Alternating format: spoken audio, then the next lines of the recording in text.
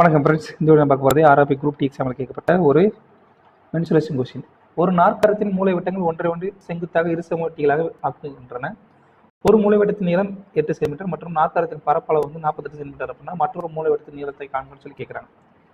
So இதை இங்கிலீஷில் படித்தோம் அப்படின்னா diagonals of a quadrilateral or perpendicular bisector of each other if the length of one diagonal is 8 cm and the area of the quadrilateral is 48 cm square, find the length of the other diagonal. சரிங்களா?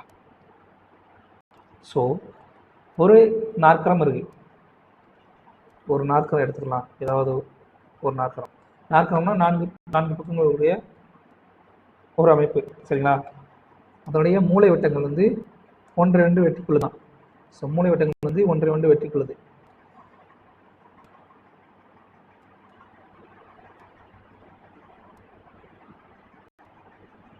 Right.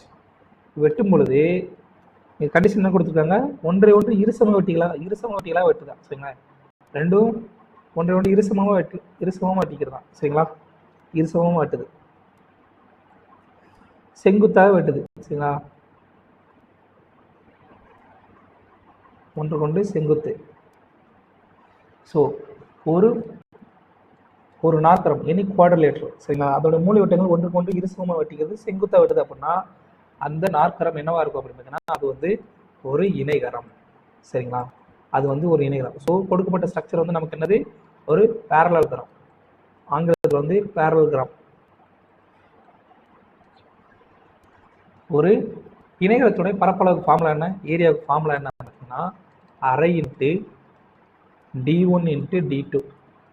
அரை into இரண்டு மூலை விட்டங்களுடைய பெருக்கற்பளவுக்கு சமமாக இருக்கும். சரிங்களா? இங்கே கணக்கு நமக்கு என்ன கொடுத்தாங்க? ஒரு நாற்கரத்தோட பரப்பளவு 48 சென்டிமீட்டர் ஸ்கொயர்னு கொடுத்தாங்க. அரை இன்ட்டு ஒரு மூலை விட்டத்தோட பரப்பளவு 8. சரி, ஒரு மூலை விட்டத்தோட நீளம் 8 சென்டிமீட்டர். இன்னொரு மூலை விட்டத்தோட நீளம் தான் கேட்குறாங்க. சரி எடுத்தீங்க அப்படின்னா என்ன வரும்? 6. d2 மதிப்பு 6 இன்ட்டு 2 12 சென்டிமீட்டர்ன்றதான் ஆன்சர்.